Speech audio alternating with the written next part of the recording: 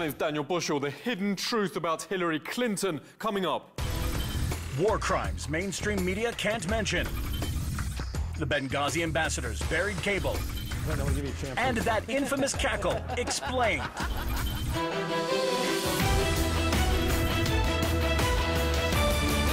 From Mrs. Clinton's drone lust to crowing over murder.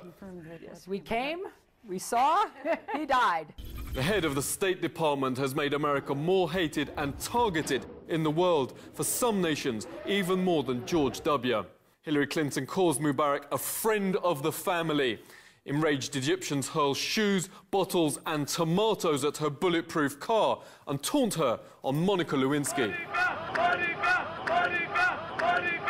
She was met the same through Asia, Africa, and flag burning in Europe. US mainstream paints her as globally adored. Real surveys show the opposite. New York journalism professor Jeff Cohen. How does that happen? Fox as a right-wing outlet and the other more liberal outlets, they all maintain this fiction about how well regarded the United States is throughout the world. So to point out that, you know, in many parts of the world, we're feared and hated. And we're feared and hated not necessarily because we have freedom of speech within the U.S. We're feared and hated because we've propped up dictators. How does systematically being lied to damage America? Our internal society is falling apart. You know, we have state after state in our 50 states that are in debt, and cities are going bankrupt. And our country spends 1/2 of the national government's discretionary budget is spent on the military. We don't have a real debate in this country about where all the money is going. You know, why do countries throughout Western Europe have free medical care and free college education, and we don't? Media gloss that the murder of Chris Stevens, his colleague, plus 2 Americans sent to save him, is a direct consequence of Clinton forcing mob rule on the region. RT columnist Ilana Mercer, but even Fox deliberately ignored the embassy's key cable to her. Americans knew they were up against a lack of host nation support. Now, this is not new to you and I, to RT viewers. This is not new to us. We know that the same issue arises in Afghanistan and in Iraq. The so-called generic occupied doesn't like to be occupied. But of course, in the US, both factions call them Hardis. They're not people who don't want to be occupied, they are jihadis. Arming al-Qaeda first time around was a blunder, she admits. We had helped to create the problem we're now fighting. But then she does it again, funding terrorists first in Libya and now Syria. Let's speak to international consultant Adrian Salbucci. What does all this say to you? Hillary Clinton herself admitted that, yes, we did create the Taliban and we did create al-Qaeda. What we have are really people who have huge amounts of power, who have no morality, and on top of it, many of them, I'm not saying Hillary, but many of them are downright stupid. In Iraq, troops would still be dying if Obama hadn't overruled her staying on. On Afghanistan, a DC insider wrote this damning assessment of her approach. I am concerned the State Department fully supported U.S. nation building in Afghanistan, while knowing that attacks on U.S. troops were not an insurgency but a proxy war mounted by Pakistan. It took years longer than should have been necessary to secure a Russian supply route to Afghanistan that avoided Pakistan. State supported what it knew was a fundamentally flawed U.S. war plan in Afghanistan, and it did so because the nation-building approach meant a greater role for the State Department in the Afghan war, and thus a bigger congressionally mandated budget. Robert Greenwald, you're just back from Pakistan. The assessment of Hillary Clinton in the region. Well, I think that, unfortunately, Hillary Clinton has been a voice for the hawks, for the escalation of the war in Afghanistan. It's a constant policy and belief on her part that doesn't seem to have changed at all, which is that no matter what the problem is, there's a military solution. Well, that's fundamentally wrong. We've seen it's wrong in Vietnam. We've seen it wrong in Afghanistan. We will see it wrong in Pakistan. Her war obsession, Salbucci says, ranks Hillary Clinton one of America's all-time worst secretaries. Well, I would rank her pretty near the bottom. She's one of the worst. There was genuine goodwill from Russia's side when Hillary came with a reset button. Russia let NATO transit supplies to Afghanistan and other major concessions. Then Clinton withdrew the offer and changed tack. Dr. Koklov, at the Academy of Sciences, how did leaders in Moscow interpret her change of mind?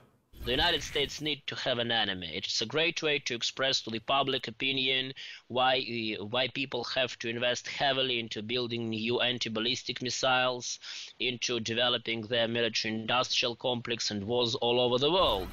As the top diplomat, she's just not diplomatic. Cringe colleagues between staged parties in Africa. She insults two strategic world partners at the same time and called China's trade with Africa colonialist.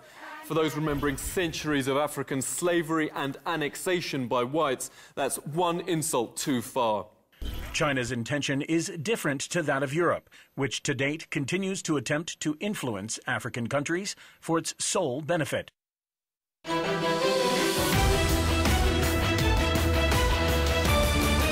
fact, corporate lawyer Hillary Clinton's a master of vicious insinuation. Here she deliberately stokes a vile Muslim smear. You said you take Senator Obama at his word that he's not a Muslim. You don't believe that he's a Muslim. No, why would I? There's no, right. there is nothing to base that on. So some who remember 08 wince at thoughts of 16. First president's wife to be subpoenaed. New immoral behaviors keep on surfacing. She began talking of black plantations, and after she lost a huge lead to Obama of the presidential frontrunner's assassination. By the end, she was so reckless, Mrs. Clinton was being booed, even by the Democrats. You shouldn't always say everything you think if you're running for president because it has consequences. Terrified of another beating at the polls, in states she's racked up enough air miles to fly her to the moon, second only to Condoleezza Rice, who New York Times notes is fitter and younger. And her ego trips, as they've been dubbed, are wearing out her health, her balance.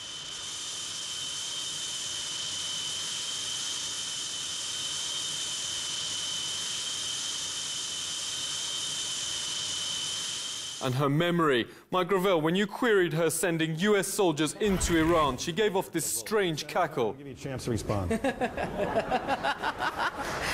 After Gaddafi's murder. Did it have anything to do with your visit? No. Oh, and even a strange smirk on Ambassador Stevens' death. Highly recommend as the appropriate approach. Give us an insight into her mind. I think it's nervous. I think it's a nervous reaction to ignorance. My sense of it is she didn't even remember the vote, didn't know what I was talking about. So therefore, she didn't respond at silly cackle. So let's get this straight. She wants US soldiers in Iran, continue US deaths in Afghanistan, Syria and Libya and Iraq. She can't remember voting for war, and no one is even questioning her. I don't think anybody will raise that issue, that she is putting her career ahead of American soldiers' lives. This may surprise you, Daniel, but believe me, this is not unusual. Our press is also sold out to the military-industrial complex and Wall Street. The American media is sold out. Yeah, what about the new administration? Chuck, I know personally in conversation, would not invade Iran or countenance the Israeli invasion of Iran. And I've heard that statement from him personally. Joe Farah at leading independent news site WND. How much does Mrs. Clinton control the mainstream media? Hillary invented the control of the media way back when she was First Lady during Bill Clinton's administration. She said what the problem with the internet was just getting started back in those days, is that there are no gatekeepers. Think about that. There are no gatekeepers. She wants gatekeepers on the free flow of information. So for the real news, even she knows where to go.